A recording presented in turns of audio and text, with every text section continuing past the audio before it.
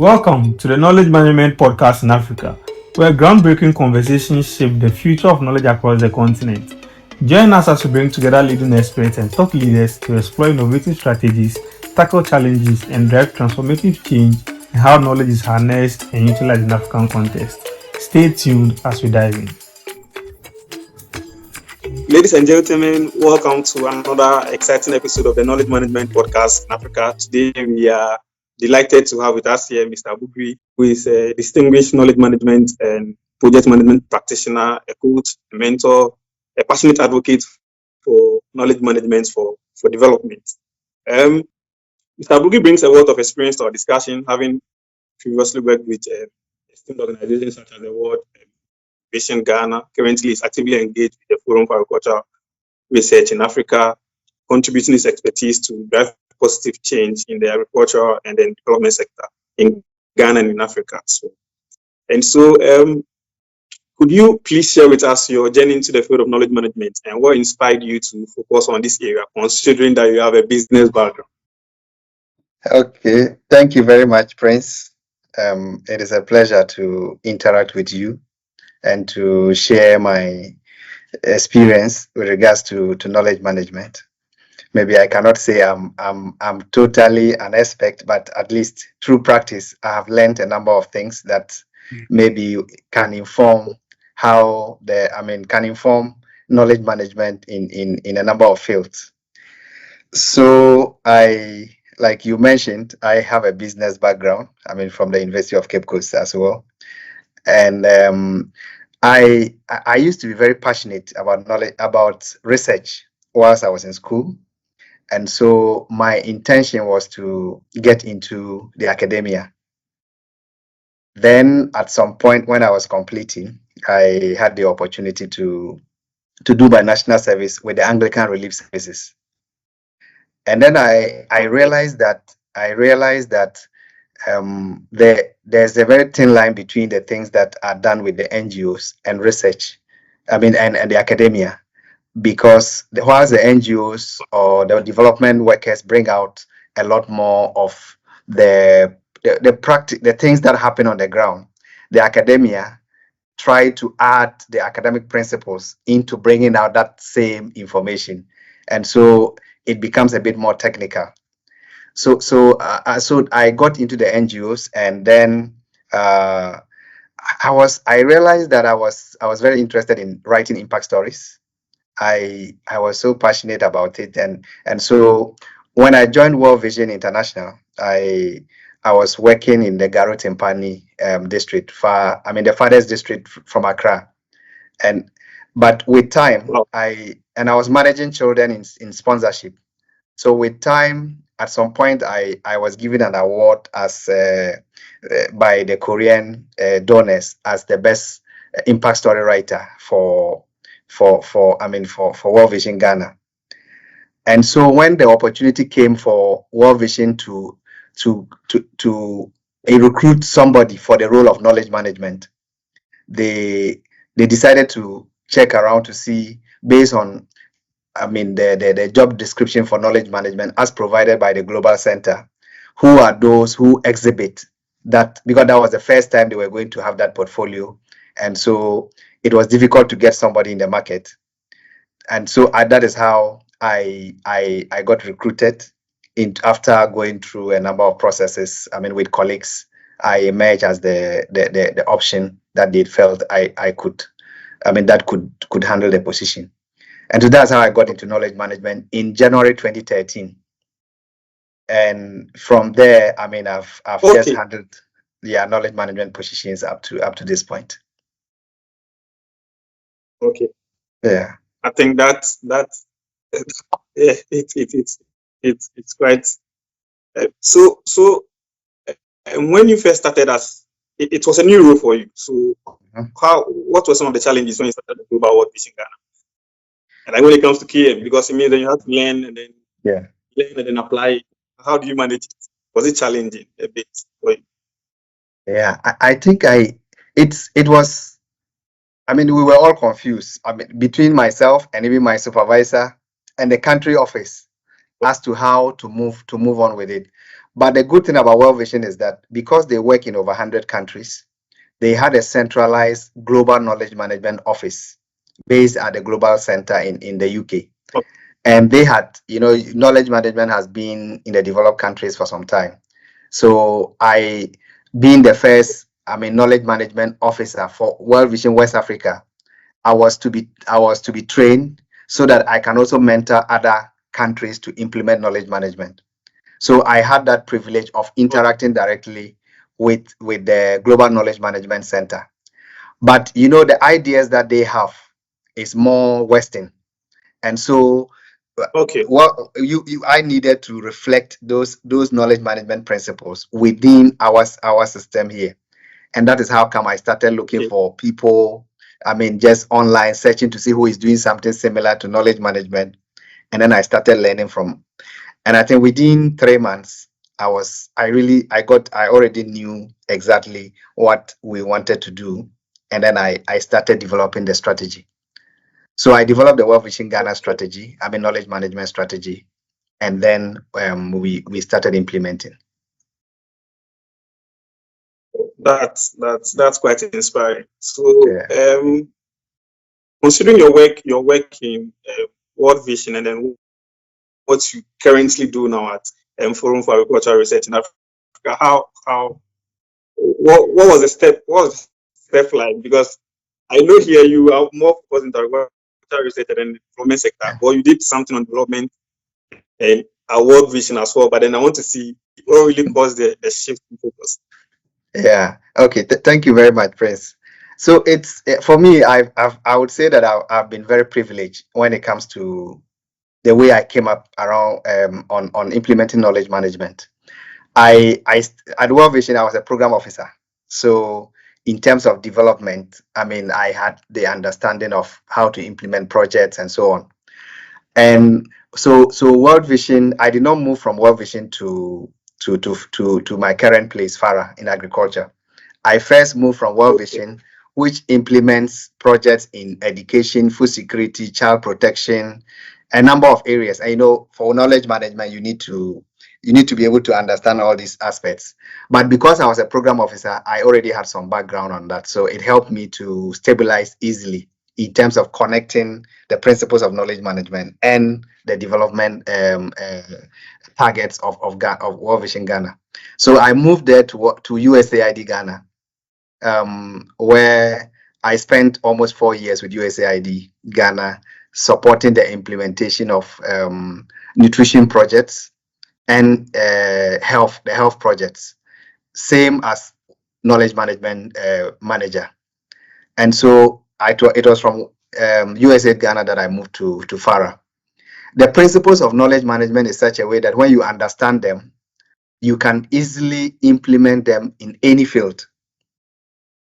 They are the same. It is just about changing your mindset from, let's say, if I was doing education, I have to change my mindset into agriculture.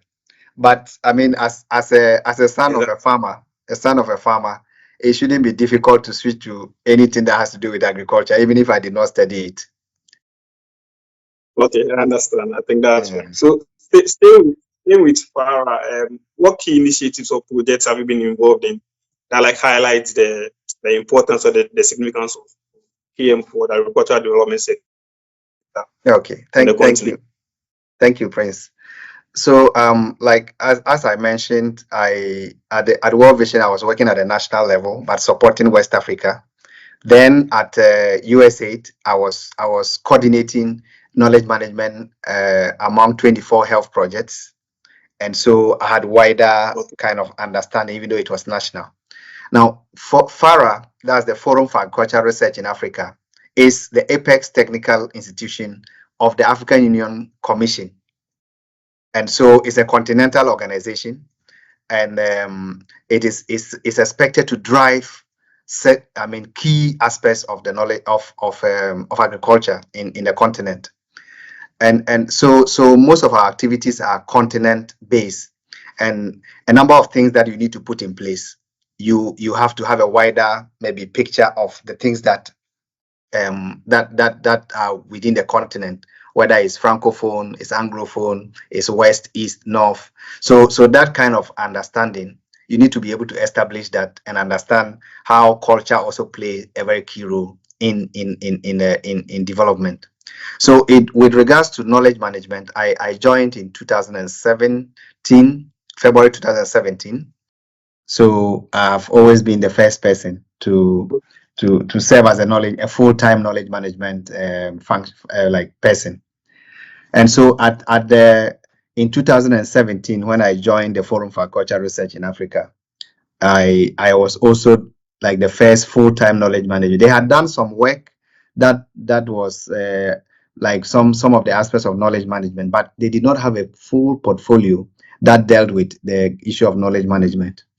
Now, they had also done a review of their strategy, and it pointed out that knowledge management must be one of the key functions of the organization to drive the continent's agenda.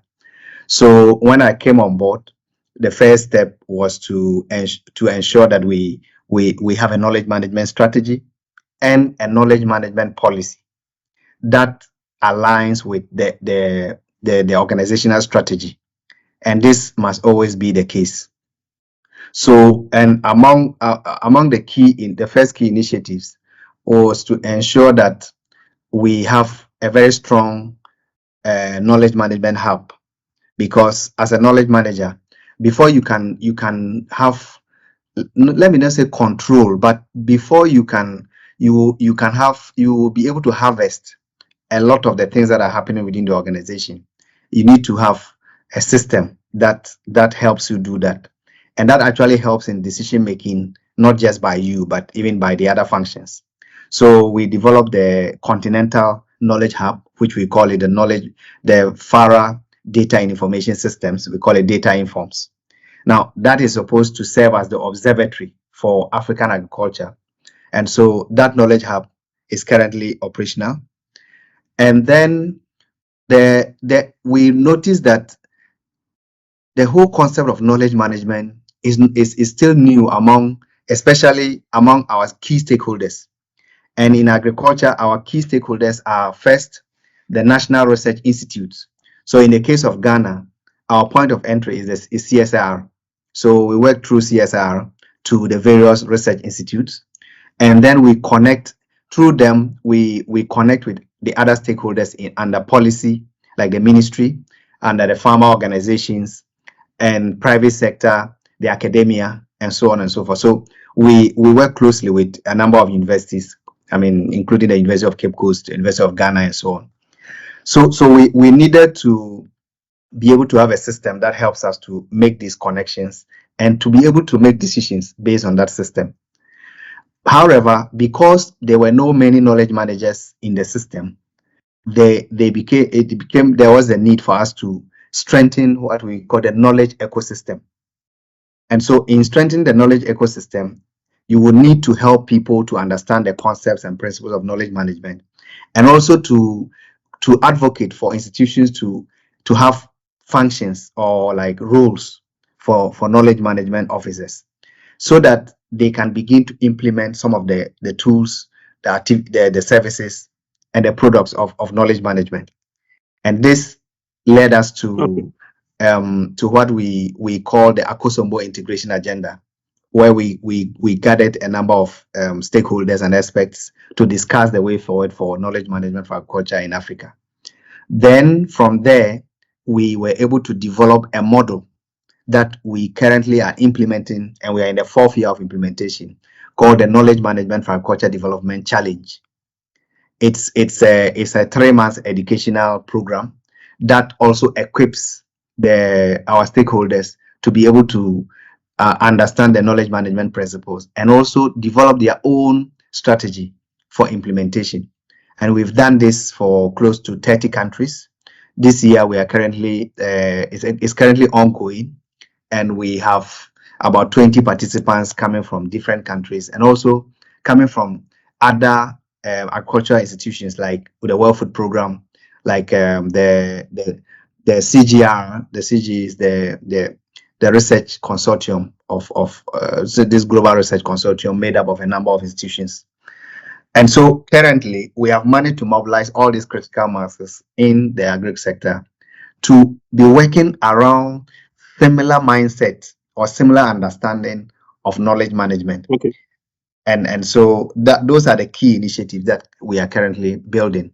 And we believe that we have spent 4 years, in the next 6 years, we should have mainstream knowledge management in a number of countries and in their national strategies. And currently, we can mention Botswana, we can mention Ghana, we can mention Uganda. Those are the pioneer countries that have already started mainstreaming. So I mentioned that based on the training, the capacities that we've been able to build around a number of countries, currently over 30 countries in Africa. And the capacity process is such a way that we take the focal person through the knowledge management training, and the person uses the skill within the 3 months to develop the organizational strategy and policy on knowledge management. So it makes them very well positioned to implement it at the organizational level. So and we've done this. Currently, there are a number of countries that have already started implementing. They have mainstreamed the knowledge management strategy into their national implementation plan for agriculture, and they are doing so. And I had mentioned that countries like Uganda, countries like Kenya, like Ghana, Botswana, Namibia, and currently this week we are having the national level training and stakeholder engagement on the knowledge management in Eswatini, formerly called Swaziland. So I just came out we just closed the meeting for today, and then I came to join. So we are getting this buy-in, maybe political buy-in, if I should use that term, because we have a product to show. And the product is because we have trained people. The people have designed their knowledge management strategy using a multi-stakeholder approach. And this is actually helping in terms of both the advocacy and the acceptance of knowledge management as a key driver for the agricultural development and, by extension, sustainable development. That's fine. I think you guys are doing a great work over there. When it comes to engaging with the various stakeholders, farmers, researchers, policymakers, and other NGOs to promote the agricultural sector. So I want to ask this question. In all the initiatives that you've mentioned, I want to ask if it has had any positive or direct impact on some of the challenges that the agricultural sector is facing when we look at climate change and also access to market, which most of the farmers are struggling with. Okay, thank you, Prince. Yeah, so it's made some level of influence, or it has impacted a lot. I mean, knowledge management is actually from what we have come to realize. Knowledge management is very essential for the achievement of the Sustainable Development Goals. We through these engagements, I mean, we are able to get people or get the stakeholders to understand the use of basic principles or basic approaches in knowledge management. For instance, operating a community of practice. So a number of countries now have what we call the National Knowledge Management Partnership. This partnership helps the various sectors in the country to interact with each other. So they have representatives from maybe the Ministry of Finance, the Ministry of Agriculture, all the vital stakeholders within the knowledge ecosystem related to agriculture. They are part of the community of practice. And so this alone already allows interaction. And the principle of knowledge management is to bridge the tacit knowledge gap. That's the knowledge that is intrinsic. So it's about bridging that gap. And so any opportunity that you are able to provide for people to interact in a more coherent manner and with tools to document, that really promotes knowledge management. So this is something that we are doing. We also have a knowledge management community of practice, continental one, which has over 55 members at the moment, including key actors within the agri space, including the African Union Commission. So people are able to share their stories, share their experiences, new ones, learn from the old ones. And for instance, yesterday, during the training, we currently are training a batch of 20 at the moment. We brought the team that completed 2021, 2022. They joined the session yesterday to share their experiences with the new ones. And these are things that are actually influencing the system. Our aim is to be able to strengthen the knowledge ecosystem. There should be connection between knowledge workers so that we will be able to reduce the duplication of efforts, and then to be able to, build the culture of learning and sharing, especially since we have moved beyond knowledge is power to knowledge sharing is power. So we are just trying so hard to ensure that these things are well connected and sustainable within our systems. Okay, that's well noted. I think you guys are doing a great job. But talking about having a national implementation plan for countries, I don't know if, but I think you would be aware that we do not have a standalone program for knowledge management in the universities in Ghana. I don't know for the other countries, but then considering its significance and the importance for the development sector, to be specific, I don't know. I want to hear what's your perception about it. Do you think it's important for the universities to mount it as a standalone course program? Okay, thank you, Prince. This is a very important question, and the answer is yes. And knowledge management is very important. The whole challenge has been the fact that maybe there are no people or there are no like experts to be able to support in leading and developing the curriculum. But because of that, in Africa, it's not just Ghana, but in Africa, we only have very few universities that are pursuing knowledge management. The few are in South Africa. Now, but for the past 3-4 years that we started implementing the knowledge management agenda, some other collaborations have come up, and some universities at the moment are actually taking up knowledge management as a core, as a core program for the university. First, last 2 years, we were the Makerere University Business School in Uganda established the Knowledge for Development Center. And that Knowledge for Development Center, we had supported them to draft the courses for MSc, for bachelors, for certificate, and for PhD programs in knowledge management. It's taken off. The university is fully in support of it. It has taken off. I think the first batch of admissions are supposed to happen this year, because the university, they go through a lot of bureaucracies to establish some of these things. Yeah. So we have that. Then we have the International University of Namibia, where we have one of the professors there who is the mentor also in the knowledge management program that we implement, Professor Kingo Mujombo. So they also have a full knowledge management program so far. Then the final one, or the current one that we are pursuing, is with the University of Ghana Business School. We currently we started the whole discussion last year, and it has advanced. To a large, we are almost. It's at the vice chancellor level for approval. The lawyers are looking at it. We've done a lot of back and forth. So the University of Ghana Business School will also be establishing the Knowledge for Development Center, I'm sure, in the coming 1 or 2 years, to pursue courses in knowledge management.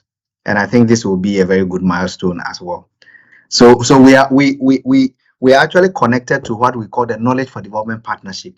There's a global Knowledge for Development Partnership that we are collaborating with, and we have a number of professors from other global universities that are involved in this. So it makes the support that we give to the universities a bit more easy, because we are able to just present to them the whole concept, the courses structure, and then they can now modify it to suit the requirements of the university. So I hopefully we are making progress. Okay. I think that's a good news because yeah, if I'm some way somehow also new to the field because I only started practicing it last year, and then I've read a lot of papers and seen the impact and KM has had on especially the development sector and the agricultural sector. And so I keep wondering why the universities in Ghana haven't mounted this. And so to hear this from you, I think it's a good news. I'm happy about it. Okay, thank you.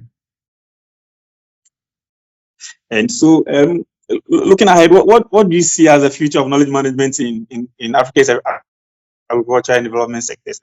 Are there emerging trends or technologies that would promise for enhancing knowledge sharing and innovation? Okay, so thank you, Prince.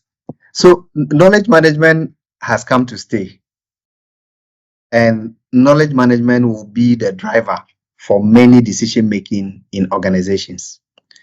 The advantage for knowledge management is that it's able to connect all the units of the organization in a way that the decision makers at the organization can just ask for something and then it is available for them to make that decision, because knowledge management brings that connection. Now, with the pace at which things are going, already development partners or funders make knowledge management a key component of their project delivery.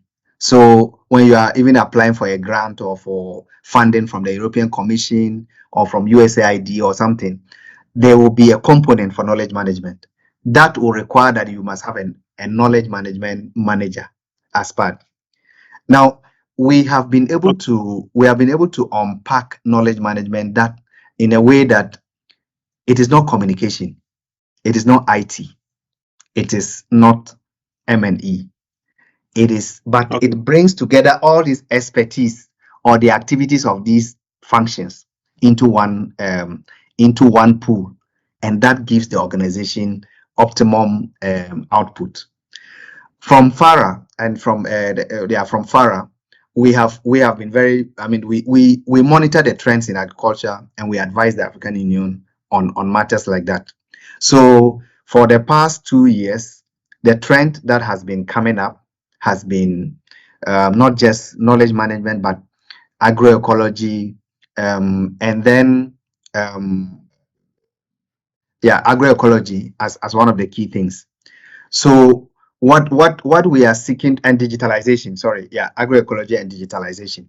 So we are fortunate, we had just reviewed our 5-year business plan from our 10-year strategy last year. And initially for us at FARA, the knowledge management unit used to be called knowledge management, learning and communications. But as of this year, Okay. with a new direction, it has been modified to be called knowledge management, learning and digitalization.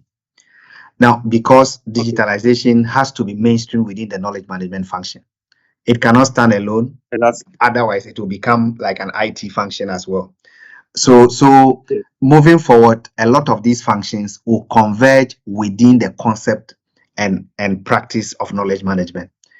The good thing is that sometimes it's very easy to fund knowledge management within this context than to fund, let's say, an M&E activity or a communication activity. Yes, they will put it under coordination. And so coordination, then they will put a budget for you for communication. But with knowledge management, it becomes a standalone work package for the implementation of the program. And that is the trend we have been seeing now. Okay. So for me, I think that knowledge management has a very good future. We, the practitioners, just need to continue to demonstrate the added value and even beyond, Exactly. so that managers can be convinced about the value add. Okay. Thank you for sharing that. I have a last question. I was supposed to ask that before this, but then I forgot. You mentioned that you were always the first knowledge manager in almost what the organizations you went to. As in, they didn't have knowledge management portfolios before you went there. Why do you think that's the case? Is it that they don't know the importance, or they've not heard about it, or they don't deem it fit to be something important for an organization to put in place and implement? Yeah, thank you, Prince. Yeah, I think all that you said form part of the answer that I would give. The knowledge management is a new field, and so people easily confuse it to communication. They confuse it to information management just only, library. They confuse it to IT because of all these components that it brings. So some of those understanding, if you don't have a knowledge manager who understands and can explain to management to see the future of it, it always becomes a bit difficult. And every new thing, the initial people who will do the work will have to they have to push very much for people to understand. So, but fortunately for me, I mean, I have managed to, like for World Vision, for instance, by the time I was leaving World Vision as knowledge manager, we had established the unit and we had people that could take over from me. The same way at USAID, we had established the unit and then we had people that could take care. Now, the most important thing for us is to be able to strengthen each other. Like, you have to learn alongside people, let people understand what you are doing, constantly engage them, use the tools of knowledge management to make their work easy or to add value to the things that they do, and make knowledge management a decision support tool, so that when management wants to make a decision on something, it is very easy for the knowledge hub to provide it. And so even at where I work at the moment, that is what happens. Maybe our director can be at a program somewhere, and then he needs to say something on about the organization on something. We have a dashboard that we can easily analyze at the back end, and then we send it to him to do that. So it should be able to provide. They should see the value add to the things that happens within the organization. But it takes a lot of effort because it has to also do with funding. We need to funding need to be available, and then leadership need to commit to it. It will not come easy. Sometimes you have to push a lot. Sometimes you succeed. Sometimes it will be a bit dull. But with consistency, you would come to realize that people, leaders, when they start committing to knowledge management, it also becomes massive. Okay. Thank you so much. Thank you so much. I think I've exhausted all my questions. That's okay. I want to extend my heartfelt gratitude to you, sir, for sharing this invaluable insights and perspectives today. We've explored some of the key initiatives at FARA, discussed the transformative power of effective knowledge management practices, learned about some of the success stories that highlighted the real impact of this effort. I would like to thank you again for joining us. We hope to see you more on the episode as the show goes, and then you share some of the initiatives you are doing, and then the challenges and the best practices for upcoming people who also want to go into the field to learn about it. And I want to know if there's anything else you want to talk about. Just to say thank you, Prince. Thank you to the team at Kabod. It's Kabod, eh? And I really appreciate this engagement. Just to assure you that I am the type that is always willing to share. I may be busy, but when I get the time, I want to share as much as possible. Now, also to announce that as part of the knowledge management agenda, we implement an annual knowledge management conference. We call it the Knowledge Management for Culture Development Conference. And this conference is always the trainees who go through the training. After they have produced the product, they present it at the conference for validation. And as they are going through the training, this year, the conference has been planned to take place from 29th to 31st July in Kigali.